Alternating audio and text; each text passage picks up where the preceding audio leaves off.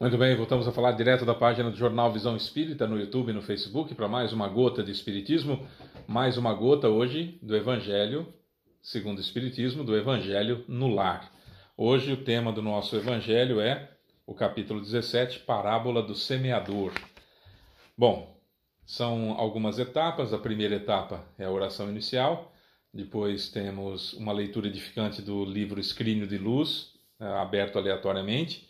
Depois nós temos um trecho do Evangelho também aberto aleatoriamente. Abri antes de começar a gravação, claro, por isso que eu já sei o tema, que é a parábola do semeador. No final temos a fluidificação da água, então é interessante que você tenha um copo ou uma jarra de água aí junto com você, na reunião da sua família. E a oração final é assim o Evangelho. Muitas pessoas têm dificuldade de fazer o Evangelho no lar, que é uma grande oportunidade dos mentores espirituais estarem na casa. Todo Evangelho no lar é extremamente edificante, é extremamente importante que se faça pelo menos uma vez por semana. Então a gente está fazendo o Evangelho junto, né? Você pode compartilhar à vontade, não tem fins lucrativos, é apenas para que as pessoas possam fazer também o Evangelho no lar. Seremos você e eu reunidos em nome de Jesus, portanto ele estará conosco efetivamente, né? Nesses novos tempos. Agora também pela internet a gente faz o Evangelho no lar. Tá bom? Então vamos lá? Elevemos o nosso pensamento até Jesus. Senhor Jesus, querido mestre e amigo, Deus Pai Todo-Poderoso, amigos mentores que nos acompanham, nosso querido anjo guardião ou guia espiritual, muito obrigado também pela presença em meio a nós. Elevamos o pensamento até o Senhor, Senhor Jesus, com o objetivo de sermos um com o Senhor, mesmo que por alguns instantes, mesmo que apenas nesse dia e nessa hora marcados com o nosso Evangelho no lar. Gostaríamos de agradecer por tudo de bom que nos aconteceu na última semana, agradecer por tudo de ruim que não aconteceu na última semana e, claro, agradecer também por tudo de ruim que aconteceu na última semana, embora nós saibamos que necessariamente não é ruim, é para a nossa evolução, mas ainda mais nos lábios do que no coração, o Senhor sabe muito bem disso. E agradecemos, treinando, como sempre, para sermos um pouco melhores.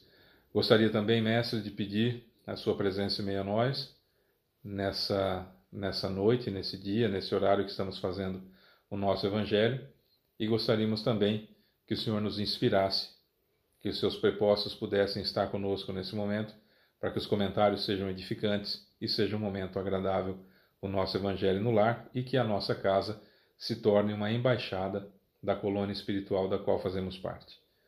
Muito obrigado, então, Senhor Jesus, por tudo isso. Já vos agradecemos antecipadamente, pois sabemos da sua presença em meio a nós e de que tudo o que pedirmos de coração e para o bem será atendido, né? Tudo o que pedirmos será atendido por Deus Pai Todo-Poderoso.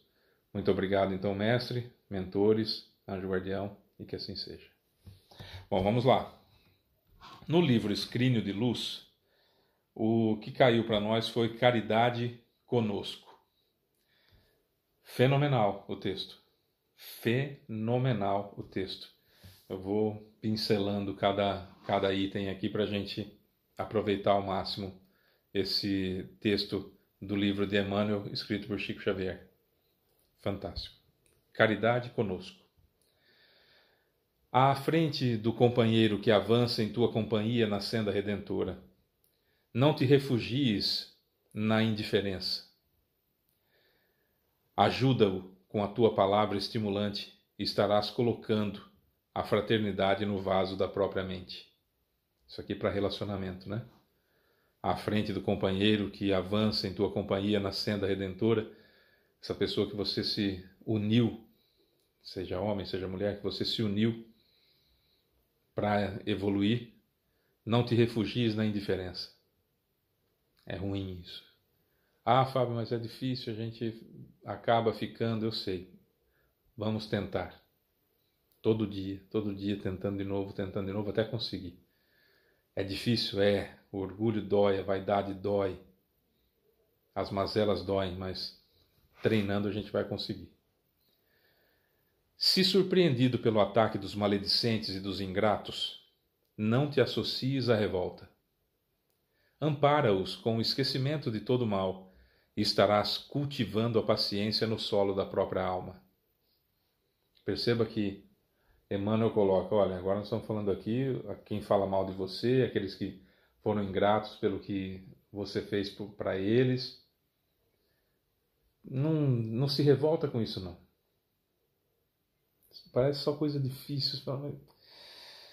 Que coisa difícil isso. Como não nos revoltarmos com os ingratos, com aquele que fala mal da gente? Treino.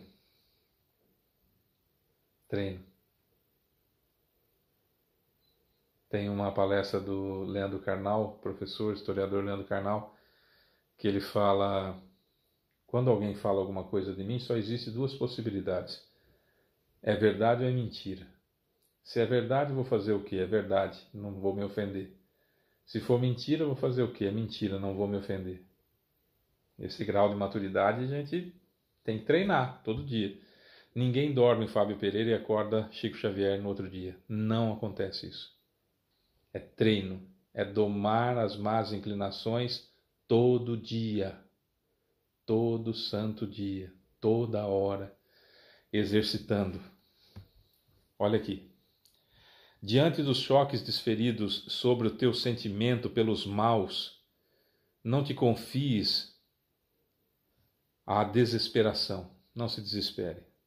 Fortalece-te para auxiliá-los quando a oportunidade de cooperação amiga voltar novamente, e estarás entronizando o verdadeiro amor no íntimo do próprio ser. Toda vez que a gente for atingido pelo mal que nos queiram fazer, não nos desesperemos, porque tem solução, sempre. A gente vai, inclusive, se preparar para auxiliar aquele que fez o mal para a gente. Meu Deus do céu, como é que é isso? É amar os vossos inimigos, que a gente aprendeu, né? Falei isso no domingo. Se você não viu a nossa live do domingo, eu falo um pouco sobre amar os inimigos. Treino. Olha que oportunidade nós estamos tendo de aprender o que precisamos fazer para evoluir. Tudo isso aqui, treinando isso aqui, a gente vai evoluir uma barbaridade. Quando a dificuldade ou o problema te baterem à porta, não abraces a mentira brilhante da fuga. Esforça-te por recebê-los dignamente, incorporando-lhes as lições da tua economia sentimental, e estarás enriquecendo o teu imperecível tesouro de experiências. Quando a dificuldade ou os problemas te baterem, te buscarem à porta, não abraces a mentira brilhante da fuga. Não fuja da realidade para droga, para depressão, para preguiça, para vingança, para empurrar com a barriga, deixar para lá. Eu não vou prestar atenção nisso que está acontecendo porque vai acabar se resolvendo. Não vai. Só vai piorando. Que lição que a vida está tentando te ensinar quando bate a sua porta? Esse sentimento dolorido, esse choque desferido sobre o seu sentimento. Por que a vida está ensinando de novo? Porque não aprendeu da última vez, né? Quando a dificuldade ou o problema te buscarem à porta, não abraces a mentira brilhante da fuga. Não deixa para lá, não. Enfrenta a realidade. Enfrenta a realidade. De cabeça erguida, não com orgulho, mas com austeridade, com hombridade, fazendo o certo em vez do fácil em todas as situações. Perante a deserção de alguém, não te cristalizes no pranto inativo e preguiçoso. Deserção é abandono, né? Diante do abandono de alguém, não te cristalize, não paralisa, não se feche em você mesmo, chorando. Senta e chora, como disse o professor Mário Sérgio Cortella, professor filósofo. Quando acontece alguma coisa ruim, você tem duas alternativas: senta e chora ou levanta e enfrenta. Aqui perante a deserção de alguém, não te cristalizes no pranto inativo e preguiçoso. Não sente e chora. Enfrenta. Prossegue no trabalho que o alto te confiou e estarás engrandecendo a fé no templo de tuas melhores aspirações. Continua fazendo o que você tem que fazer de melhor. Continua fazendo certo. Não se desespera, sente e chora. Pode até chorar, mas não pode ser um choro que te paralise, te cristalize, te coloca numa situação de não fazer nada. Isso é a pior coisa que tem. Isso é a pior coisa que tem. Se a maldade se aproxima, tecendo comentário aleivoso é traiçoeiro. Se a maldade se aproxima, tecendo comentário traiçoeiro e cruel, não te entregues à onda escura do verbo desvairado e infeliz, não revida. Usa palavras de bondade e entendimento e estarás plantando a virtude no campo da própria vida. Se a maldade se aproxima, traiçoeira e cruel, não revida. Jesus não interditou a defesa. Ele condenou a vingança, mas não interditou a defesa. Não se vinga. Continua fazendo o certo. Não fica batendo boca não, faça o certo. Se a cólera, a raiva e a incompreensão te requisitarem o espírito a duelos torpes e inúteis, não caias no nível de sombra em que se expressam. Socorre os interlocutores com silêncio ou com o serviço e estarás cultuando a humildade no domicílio dos próprios ideais. Não revida, de novo. Aliás, todo esse capítulo, Caridade Conosco, é não revida. Não revida. Não revida. É preciso recordar o impositivo da caridade conosco, porque o nosso coração é uma taça que ainda trazemos repleta de veneno de nossos impulsos primitivistas, por tigrina recordação de outras eras. Tigrina é de tigre, né? de selvagem. Purifiquemos, auxiliemos, esperemos, sirvamos, toleremos e humilhemo-nos praticando a renúncia construtiva na compreensão e na aplicação dos deveres que nos unem ao Evangelho do Cristo, e lavaremos o velho cálice de nossas emoções, substituindo os tóxicos da vaidade e do orgulho, da treva e do egoísmo pela água viva do infinito bem, que passará então a jorrar de nossa vida para benefício de todos. Fábio, que difícil. É até complicado de falar. Mas precisamos saber que é assim que devemos agir, mesmo que não consigamos hoje. Caridade com os outros é dar o que retemos. Caridade conosco é dar de nós. Quando eu me dou a favor do Cristo, quando o Cristo vive em mim, como dizia Paulo de Tarso, já não sou eu quem vivo, mas é o Cristo que vive em mim. Quando isso acontecer, a caridade conosco é dar de nós aos outros.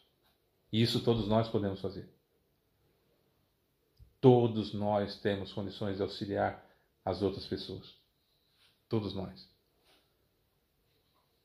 São 24 horas no dia, é impossível não termos 2 minutos para fazermos o bem para alguém. Caridade com os outros é dar o que retemos. É filantropia, né? Quando eu faço caridade com os outros.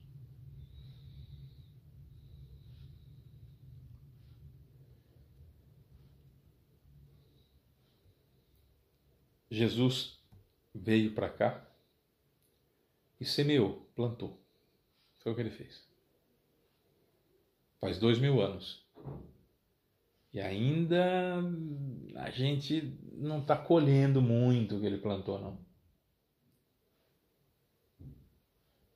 Nós vivemos uma era em que os satanistas, aqueles que acreditam no diabo, eu sei, é falta de caridade rir deles, mas fazer o quê? Né? A gente tem que treinar e segurar o riso, mas dá vontade. Mas enfim. Está aumentando assustadoramente a quantidade de adeptos.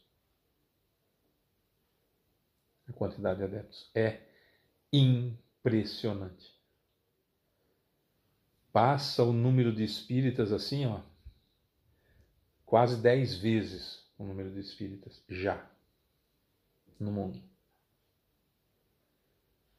Aqueles que dizem que fazem parte de uma religião, mas não praticam os fundamentos dela, passam de 1 bilhão de pessoas. Aqueles comprometidos com as religiões evangélicas, não evangélico de respeito, mas evangélico que manipula as outras pessoas por dinheiro,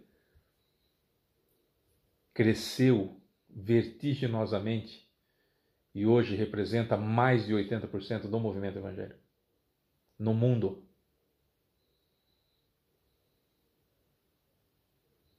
Dados de uma pesquisa britânica, com fonte, tá? É triste. Muito triste.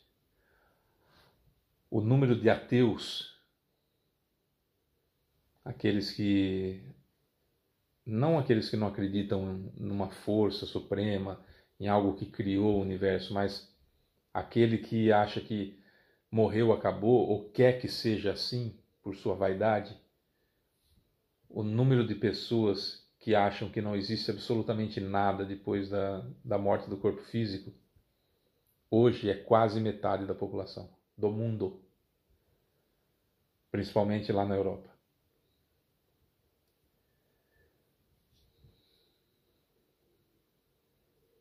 Há uma força muito grande de espíritos de baixo calão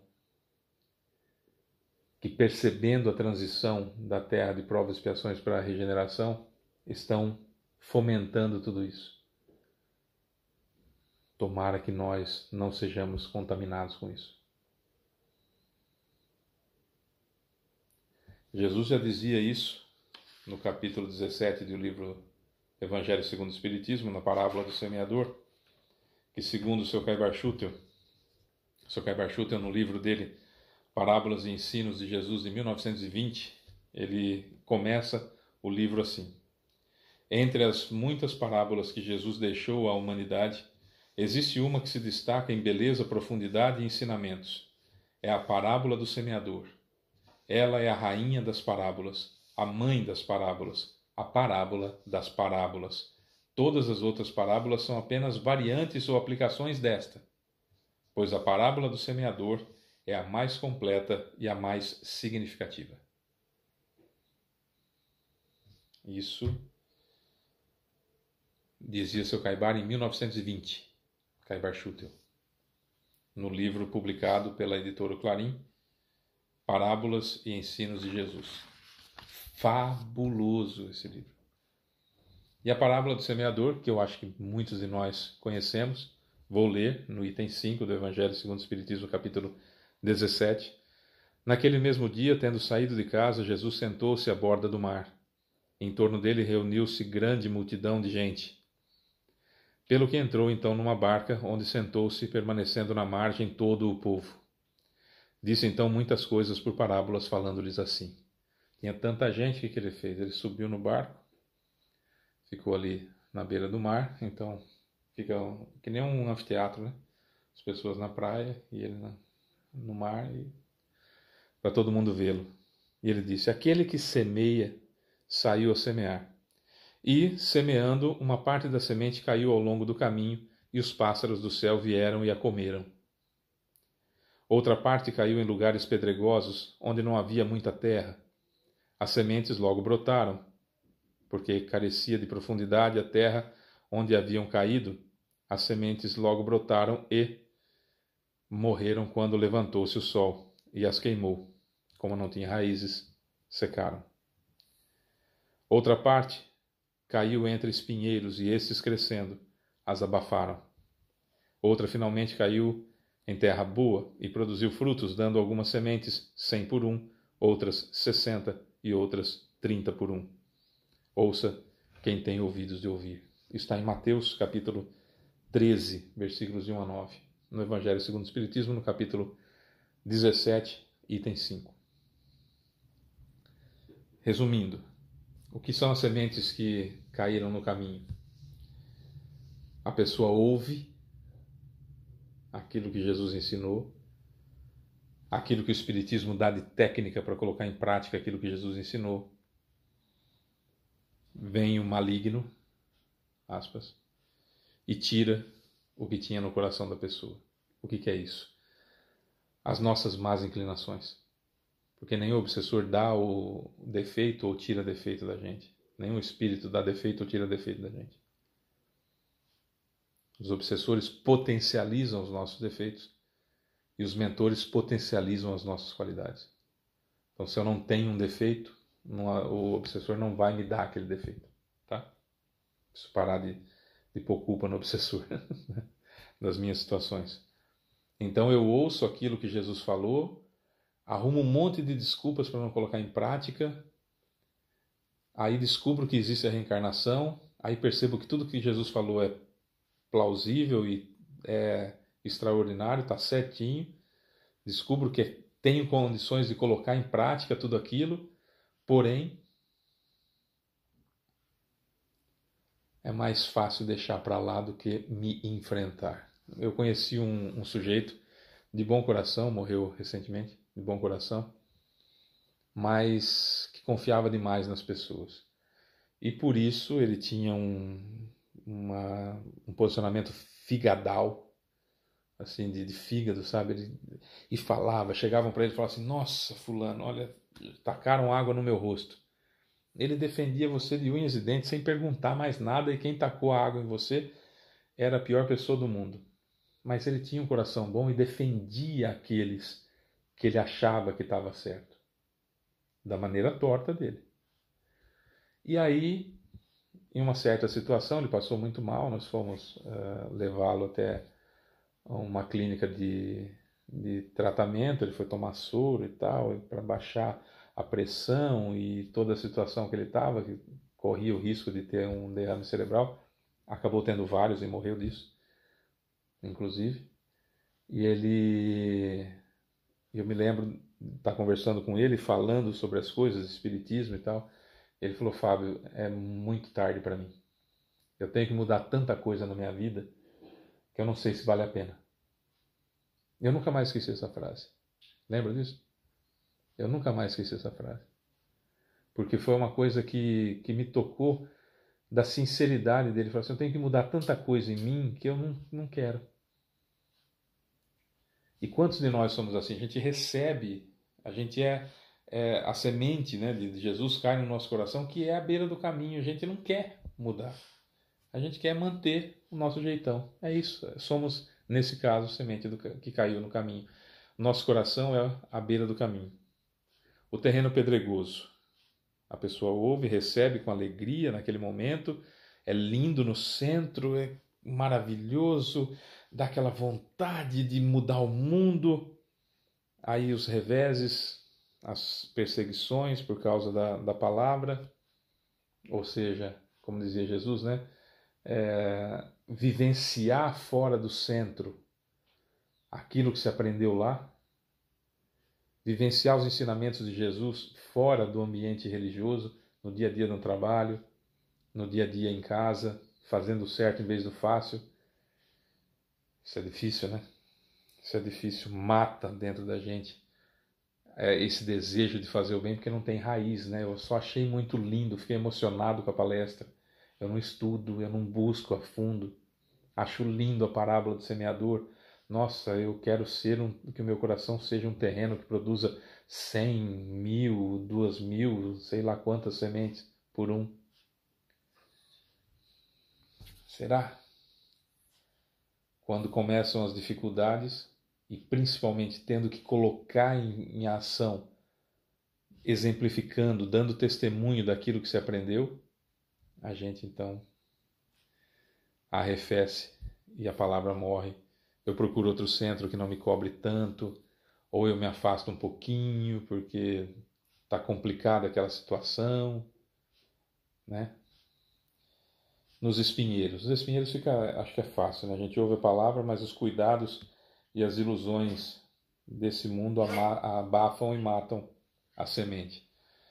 Eu até quero ser cristão, até quero fazer o certo em vez do fácil, só que tem a sociedade, tem as coisas que eu tenho que fazer, as coisas que eu quero comprar, a vida que eu quero ter. Abrir mão do meu orgulho, abrir mão da minha vaidade não está nos meus planos. Abrir mão disso. Aí eu sufoco lá dentro. Eu me lembro claramente, eu sempre comento isso nos nossos estudos aqui, de uma pessoa que eu li um trecho do Evangelho que diz assim: todo mal que resulta do bem que eu não fiz será acreditado na minha conta de infelicidade. Todo mal que resulta do bem que eu não fiz será acreditado na minha conta de infelicidade. Quando eu li isso no estudo, a pessoa falou assim: olha, eu não venho mais, porque é muito complicado. Nossa, quer dizer então que até aquilo que eu não fiz de bom vai recair? Nossa, é complicado, porque o exemplo que eu dei foi: se uma pessoa encontra você, ou vai na sua casa, ou enfim, chega até você, a pessoa precisa de uma cesta básica, porque não tem comida em casa. A partir do momento que você tomou conhecimento, até que você ajude a resolver aquele caso, todo o sofrimento que essa pessoa está passando vai ser creditado na sua conta de infelicidade. Então é muito fácil, a pessoa recebe tem um fulano lá que precisa de cesta básica. Liga para o Fábio e fala assim: então, Fábio, você arruma aí, você é do centro, arruma uma cesta básica para fulano, e passou a bola. Até que isso seja solucionado, o sofrimento que aquela pessoa está passando vai ser creditado na minha conta de infelicidade. A pessoa falou assim: não, eu não venho mais não, isso aqui é muito complicado, exige muito da gente. E parou de ir no centro. Parou de ir no centro. Era lindo, estava apaixonada pelo centro, até que chegou um momento que os cuidados e as ilusões da vida material falaram mais alto do que o aprendizado e do que a verdadeira vida que é fora do corpo físico, né? E claro, os bons frutos são aquelas pessoas que aprendem e, apesar de suas imperfeições, passam adiante, compartilham, levam para outra pessoa: olha, isso aqui é interessante, lê esse livro, eu aprendi isso. Não perde a oportunidade no grupo em que se encontra, na família que se encontra, de passar as instruções que o Espiritismo passa, as técnicas, como eu sempre digo, as técnicas que o Espiritismo nos ensina para colocar em prática aquilo que Jesus ensinou. A gente não perde a oportunidade, a gente vai multiplicando isso. Então eu vou no centro, eu aprendi, eu sou a terra boa, eu passo para 1, para 2, para 3, para 4, para 5, para 6. É isso, isso é multiplicar, isso é produzir 100, 60 ou 30 por 1. Não é? Que eu posso passar através da internet. Eu tenho um grupo de WhatsApp, eu tenho um grupo de Facebook, eu tenho Instagram, eu tenho Twitter, seja lá o que eu tenho de rede social, e eu compartilho um monte de bobagem, um monte de bom dia, um monte de fotinha disso, fotinha daquilo, gente caindo, gente fazendo bobagem, gente feia, e aquela coisa toda, pornografia, que é uma maioria que se passa em grupo, né? E de repente a gente tem lá um grupo de 60 pessoas, ou um grupo de 30 pessoas, que a gente pode passar aquilo de bom que a gente recebeu. Se, por exemplo, esse estudo for uma dessas coisas boas, passar esse estudo para as pessoas. Olha que bacana. Ah, não, mas sabe como é que é, né? Eu faço parte do grupo, o que as pessoas vão pensar de mim? Nossa, passar coisa de igreja aqui, vamos excomungar. Ah, passar coisa de espírito, então vamos excomungar. Os cuidados do mundo é espinheiro. Só acha bonito quando precisa, está desesperado, busca o centro. Ai, que lindo, beleza, obrigado, Senhor, e esquece. Então é terreno pedregoso. Ah, eu prefiro mais passar uma pornografia porque vão gostar de mim do que passar alguma coisa de Jesus, de religião. Então é um maligno que vive em mim ainda, que está levando embora a semente antes mesmo de eu ver, caiu na beira do caminho. Por isso que o seu Caibar fala que essa é a parábola das parábolas, porque tudo está nela. Toda a ideia de Jesus, o que Jesus trouxe para nós está nessa parábola. Parábola do semeador. Estude a parábola do semeador, entenda por que Jesus, depois quando ele chega e conversa com os apóstolos, eles falam assim: mas por que o senhor fala em parábola para eles? E ele fala para vocês, foi dado entender as coisas. Mas para eles ainda não. Eles vão ouvir, mas não vão escutar. Ou vão escutar, mas não vão ouvir, como queira. Né? É esse o ponto que a gente tem que entender. Será que a gente ainda está na época, há 2000 anos, de ouvir a parábola e achar bonitinho e vai embora para casa e esqueceu? Ou colocar em prática? E gerar 100, 60 ou 30 por um? Depende de você, depende de mim, depende de cada um de nós. Né? Bom, já deu meia hora de evangelho, então vamos elevar o nosso pensamento e vamos fluidificar a água, né? Não põe a água perto da minha mão aí no vídeo, no celular, na televisão, que eu não vou benzer nada. Né? Você que vai esticar as mãos para que a prospecção magnética passe pelo seu braço e chegue, os mentores vão utilizar você como instrumento para fluidificar a água, tá bom? Então você que vai esticar, tem que ser a mão esticada, tem que ser a mão direita, tem que ser a mão esquerda. Para com essas bobagens de direita e esquerda. Vamos lá. Estica a mão e mentaliza, pensa em Jesus e pensa que está entrando uma energia em você e está saindo da sua mão e dando propriedades curativas para a água. É isso. Na sua aí. Não vai por perto do celular a minha mão para fluidificar a sua água, tá? Porque isso não vai acontecer. Tá bom? Então é isso. Então vamos lá. Vamos elevar o nosso pensamento então mais uma vez até Jesus. O que é elevar o pensamento até Jesus? Pensar no rosto dele, né? Como você conhecer. Fábio, mas Jesus era de que jeito? Como você acha que é? Pensa nele, tá bom? Então vamos lá. Senhor Jesus, querido mestre amigo, Deus Pai Todo-Poderoso, amigos mentores da casa, nosso querido anjo guardião, pedimos nesse momento que nossas mãos possam ser o elo entre o seu amor, Senhor Jesus, e a água que nós depositamos nesse momento, as nossas esperanças e o nosso conhecimento sobre a fluidificação. Te pedimos, Senhor Jesus, que as propriedades curativas para o corpo espiritual e para o corpo físico, de acordo com o nosso merecimento, possam ser colocadas nessa água e que assim, fluidificados, possamos passar mais uma semana errando e acertando, mas errando menos e acertando mais, sempre e sucessivamente. Sabedores, então, Senhor Jesus, de seu acréscimo de misericórdia e da presença dos mentores nesse Evangelho, já agradecemos antecipadamente a fluidificação da água e que assim seja. É isso. Meus queridos, a gente volta na semana que vem com mais uma gota de Espiritismo, mais uma gota de Evangelho no lar. Fiquem com Deus. Sou Fábio Pereira. Até quarta-feira que vem. Beijo pra você que fica. Tchau.